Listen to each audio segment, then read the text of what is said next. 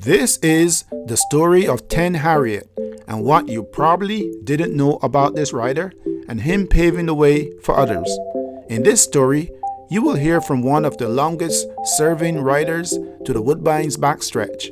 He has told me that he has been around working in the backstretch since 1979. It's a story that goes way back even to the days of Greenwood Racetrack and him forging a job as a rider within a world that wasn't quite ready for him. Ten happens to be the first or one of the first black men to be working at the Woodbine's backstretch as a rider, and even though he has now fondly earned his stripes as a rider, it wasn't always a smooth ride.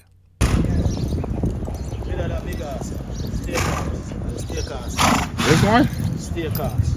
All right. What's the name? Pumpkin boy. All right.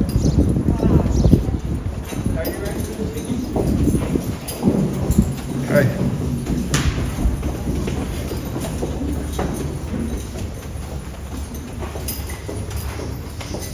How you doing? Brand new year, huh? Yeah, Lots of excitement. still brand new at this point, yeah. Oh yeah, I mean. Yeah, there has been lots of excitement already. Wow. I'm trying to keep up with these guys.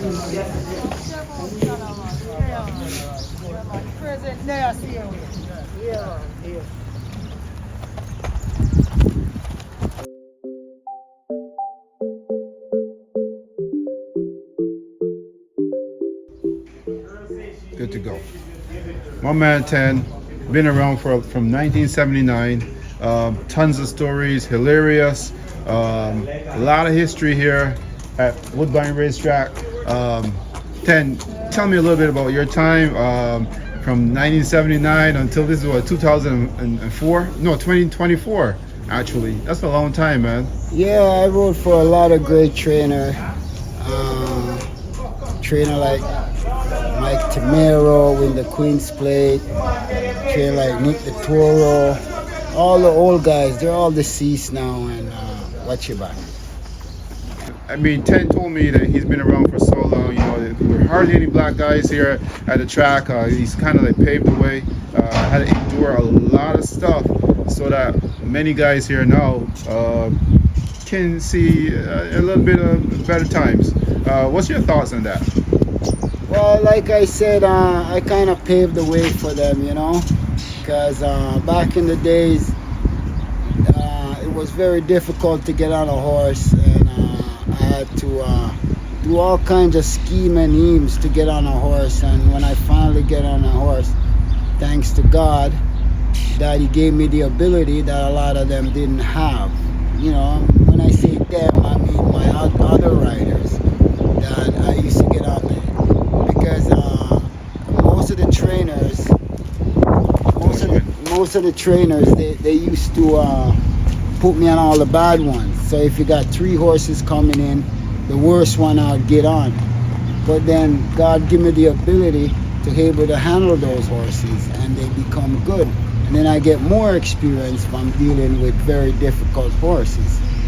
So sometimes they would think they were doing something bad, but it ended up in my favor. And then I realized I'm good at getting on bad horses. I used to charge them double, sometimes triple. Sometimes they would ask me when the horse ready to go to the track. I say he's not ready yet. I keep them in the smaller ring called a sand ring. There's a place where they call them, all the difficult horse. And one trainer said, Ten, I might as well give you all the day money because you're making more than I am. And that's a joke, right? But anyway, and you know, I come across some really good people at Woodbine Racetrack, you know, good trainers, good horses, you know, I never got hurt, thank God, you know, and I put myself out in a lot of risk. Like even this horse I'm galloping, he's one of the toughest horses on the track right now. And if I take a day off, he get a day off, because they wouldn't trust anybody else to get on him, because he's worth he made like so much money last year, and he's gonna make a lot more money. So you know what I mean, they want me on him constantly. And thank God that I got that ability to be able to do that. And back in 81, 82, 83, I wish I could have seen my reflection. I only see me. Now I see my brothers all over the place, which is a good thing, you know, that I kind of paved the way for them. You know, they don't know that, but, you know, like I've been here a long time. I've seen a lot of different changes, a lot of different stuff, you know what I mean? So, you know, like I said before, they could be all different changes, but we got to change ourselves and learn to work together and, you know, get a powerful outfit going, get good horses. So when our brother came from different islands, we can put him on a good horse instead of he's walking around not getting on nothing, not winning races.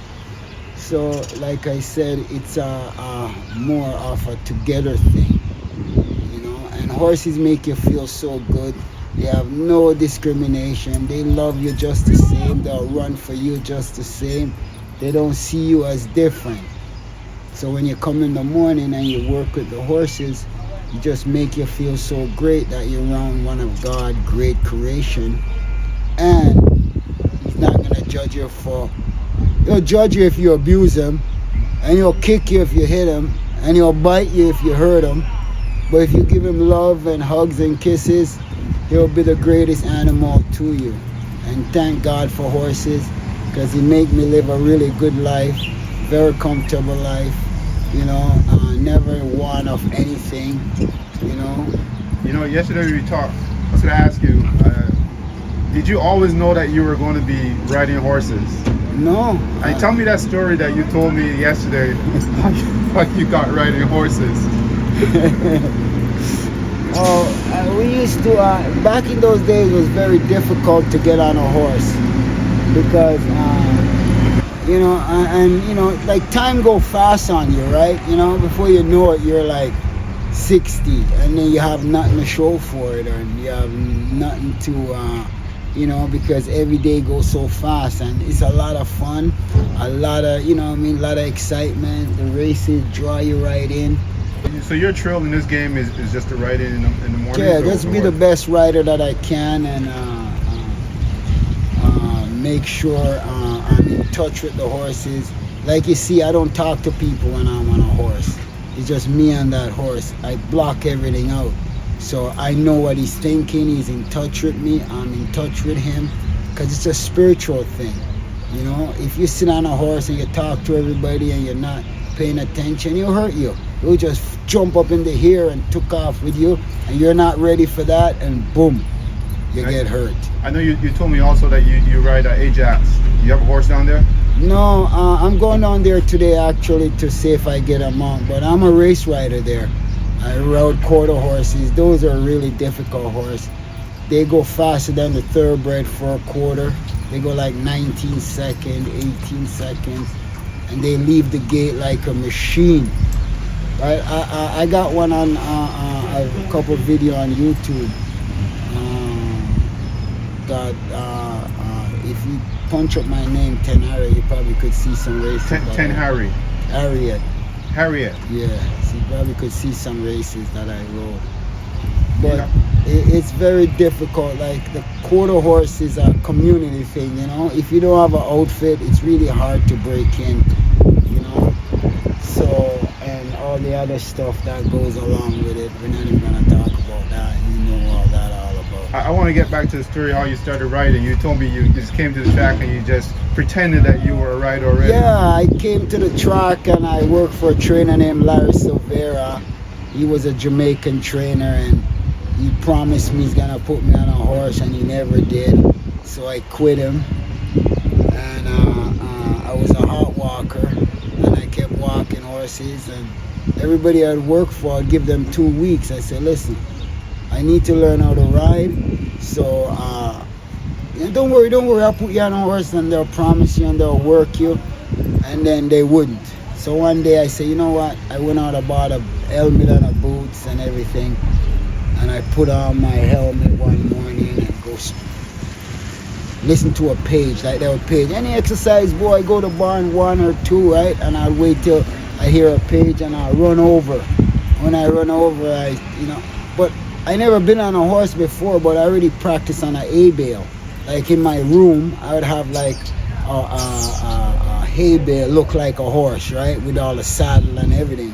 So I'd go in it and pretend like I'm on a horse, right? So when I went for my first time to get on a horse, I lied to the guy. I told him that I was a rider from Florida, right? And he says, oh, okay, all right, since you're a rider from Florida, take a turn. I jump on the horse. But if you see me on a horse, you think I know what I'm doing, right? But I didn't know what I'm doing, right? I still, pretend, because like I said, I practice on the hay bale. But when I hit the track now, I didn't know what it was. I just sent him like he was racing, and he was gone. And I just hanged on. I don't know how I stayed on. And then when I reach around the complete turn now, the outrider says, I never seen you before. You got a license? And I'm going, I could, because I'm out of breath, right? Because to ride, your body has to be fit and conditioned, right? So my legs were like shaking, and so they grabbed me with the horse and they pony, I bring me back to the barn, and when I came off the horse, I fall flat on my ass. I couldn't get up for like half an hour. I had to crawl out of the stall, right? Because I never done it before. The guy said, I thought you rode before. I said, I never rode before, buddy. But no, I rode now. Get out of my barn. But you learned a lot since then, right? Yeah, but then they called me into the steward to see the steward, which is the official. And they were, for order for you to get on a horse, you have to have a license. And after they realized I didn't have a license, they told me I'm not allowed to ride any horse on the ground. I said, okay. I pack up my bags and I came to Woodbine. Throw the helmet on again. Do the same thing? And do the same thing, and they call me back again. One more time, you're off. And I said, you know what? I know I feel it. I know what it feels like now. I'm gonna be patient.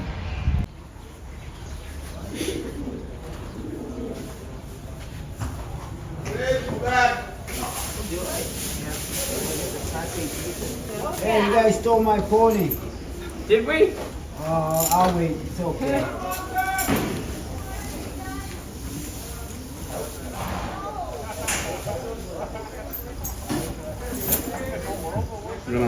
How much, man? You good? Good, yeah. Yeah, there you go.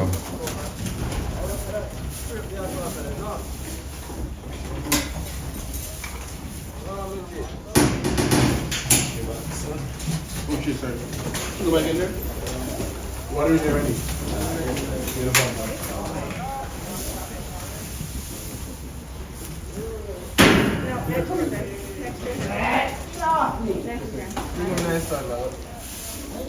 Okay. Where you live? Next side? Alright. They're using somebody else.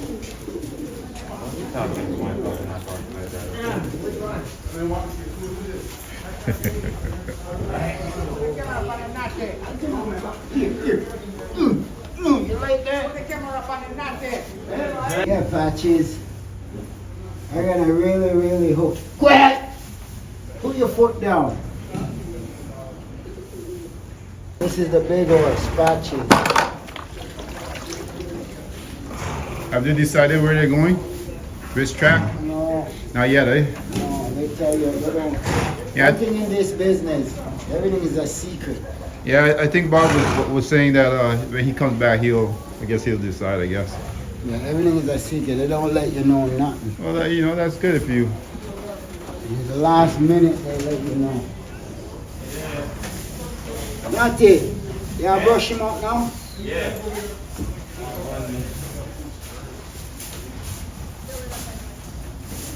So you just getting the horse ready for the exercise, right? Yeah, we'll get them ready now, and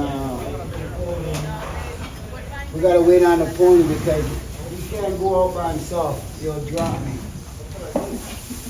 That's a really powerful horse. So he needs a pony. Yeah, he needs a pony. Because he worth so much money, right?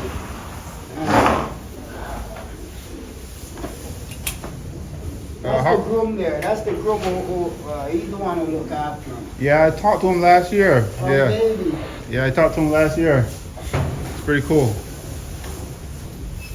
Him and I win a lot of races together when I get on these horses.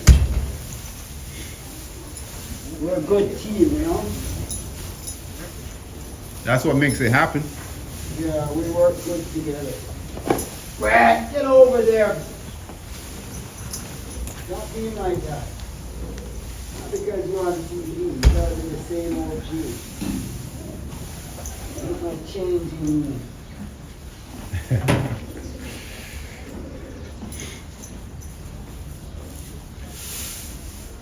How many races you think you'll get out of him this year? Like Hopefully 6 wins. 6 wins. We were winning but one after the other, one after the other. They couldn't have beat us.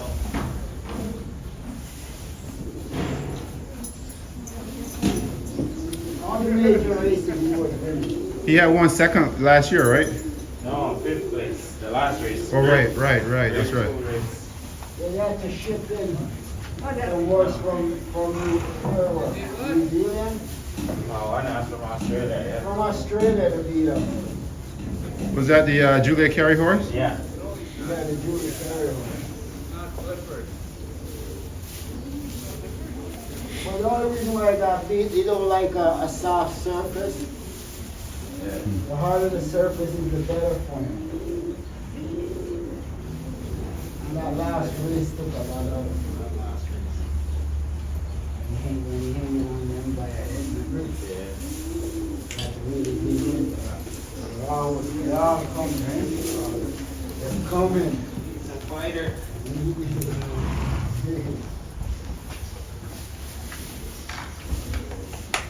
Gang up and group up and still get shoot up there. Yeah. So how many more do you have to take out after this one? This is it. Oh, this is it? I'm done after this. The grand finale? Yeah. Wow. You can't handle the next one after this one. Yeah, this guy put you to sleep. For real, after I go home, I sleep like all day till around 4. Then I'm up again.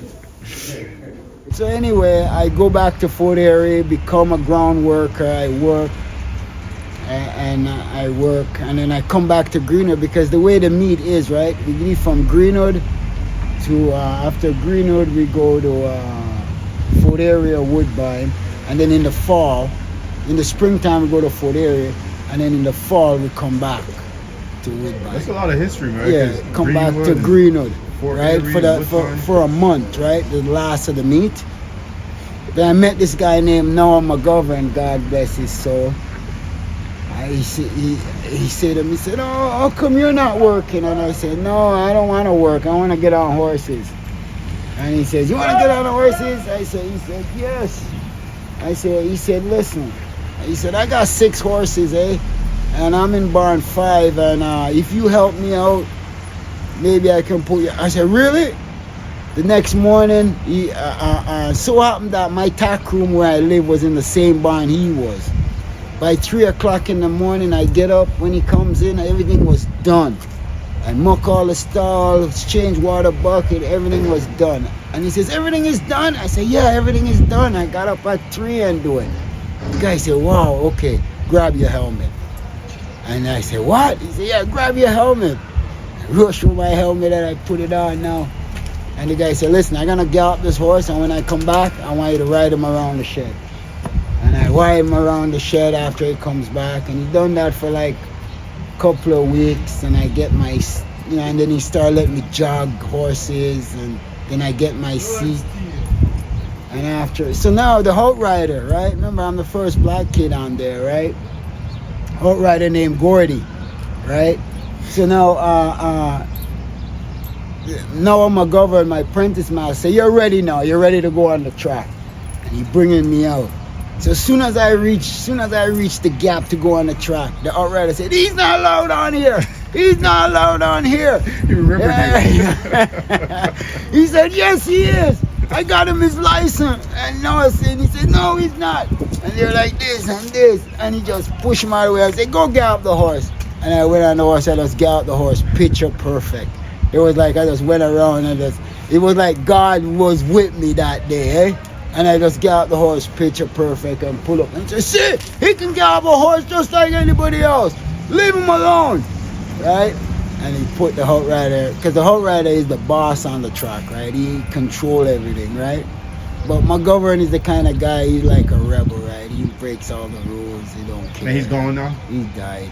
Man, you told me there's a lot of guys that was back then, they're no longer around anymore. Yeah, they're no longer around. And after that, by a month, I was galloping 15, 16 horses a day, and that's how it started.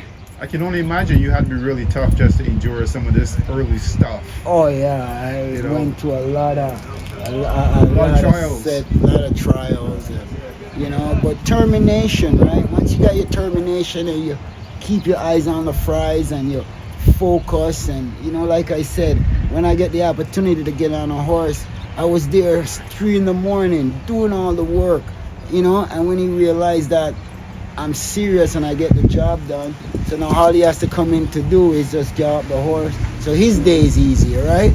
And I did that for a month or 2, and then he says, you know what, kid, you're good now.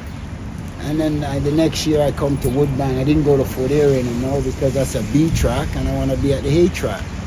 I gotta ask you, because at that point you didn't know that you were going to be involved with horses earlier, but during that time were you just doing it for a job, or did you want to get involved in horses? Well, I discovered horses. I was coming back from a party on Queen and Dundas area, and we missed our streetcar, and then we walk all the way to Coxwell, because the racetrack used to be Queen on Coxwell. Right. Yeah, right.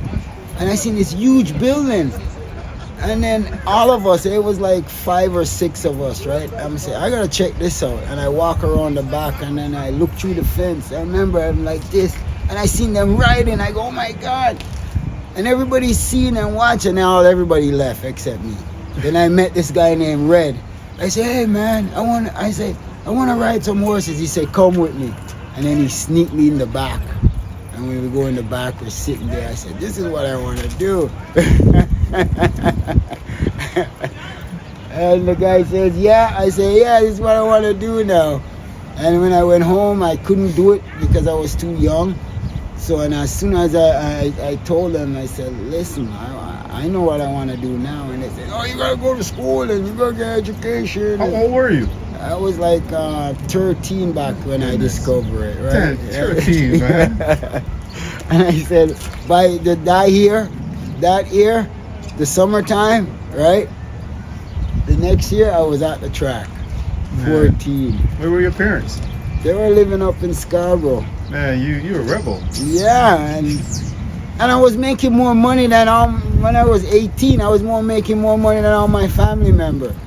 And then I started helping my mom with this and that, and she sees where the money comes, and I was helping her really good. I gotta say, man, you probably become like a legend around here. I'm not sure because I see you all the time, but I didn't know who you were. Yeah. But now that you've told me your story, I can share it with people so they can know exactly what happened and your history of being at Woodbine Racetrack. Just being involved in races. My man Ten. Yeah. Now officially, when we look up for you, do we look for Ten Harriett? Yeah, Ten Harriet. So that's your legal name? Yeah. No, that's not my legal name. But my last name is my legal name. Oh, okay. So that's what we go by. Yeah. I mean, you raced at Ajax, you go by Ten Harriett. Yeah, Ten Harriet. That's pretty cool, man. That's pretty awesome. You created something that probably was unseen. Yeah, it was a great thing, and I live to enjoy the fruits of my labor, and I keep me out of trouble, and I never get in trouble, and instead I was a young kid on the street, it take me off the street. And I remember one time I bring my friend down and I watch a race with him, and I say, and he was small, I said, you can be a jockey, man, come with me. And I remember when he see the first race, how fast they went, he says, no, I ain't doing that. He says, no way. Because I bring him up close at the back, and when the horses went by him in the mud, right, and it was raining that day, right, And you're blah, blah, blah, blah, blah. And he said, "Are you crazy?" No way. I said, "He never came back." And I said, "I love it, man. It's what I want to do." Well, Bob's a great guy, you know. I mean, like, he started at a very young age himself, and you know, and I galloped for him, and I win a lot of good races for him, and you know, he's one of the greatest trainer I ever worked for. You know, I mean, he's very smart. He's the luckiest man in racing. Here, that's her.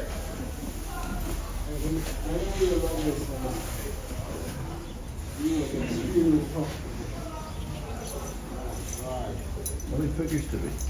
You said 8 days off. You got your money's worth, Bob. I don't know, I'm not sure. Give me back $1. My money's Give me worth. back a loony. And so. I need a loony. Never mind, I got my money. I'll give you a little. Give me a loony. Come on. How about 71? I was here in 71. 71? I knew him when he was a youngster. You know what he told me?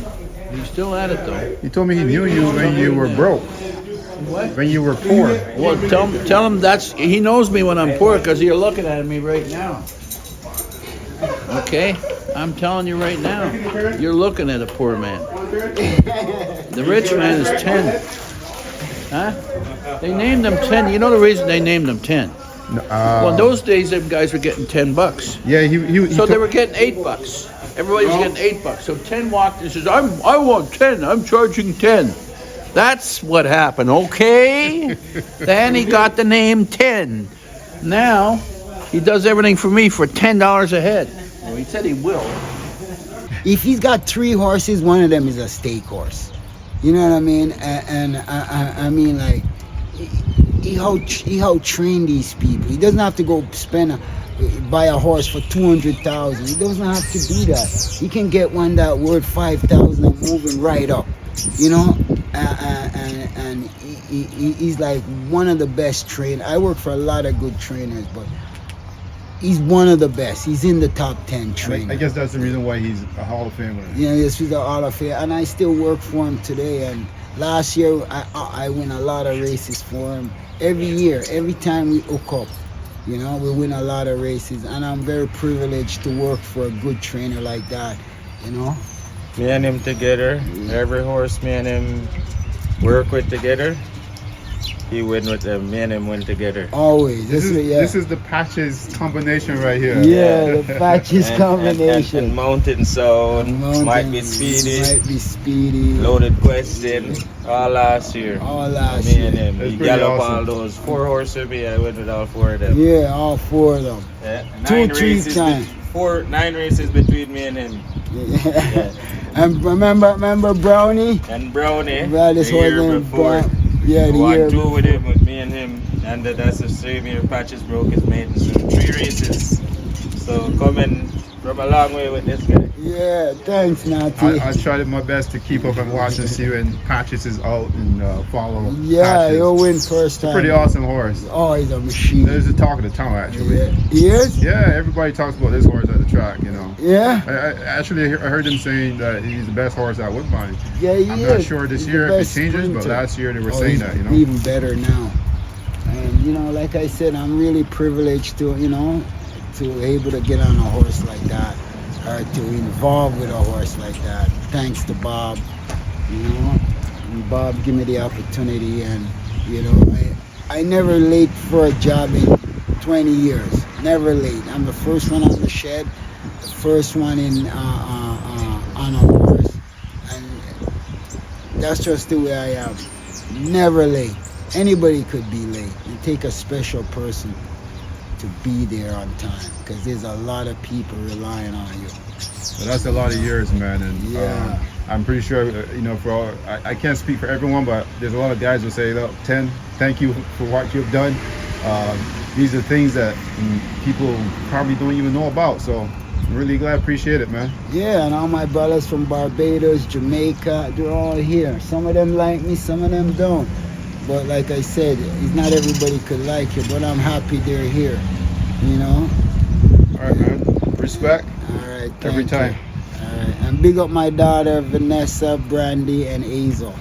I got 3 daughters.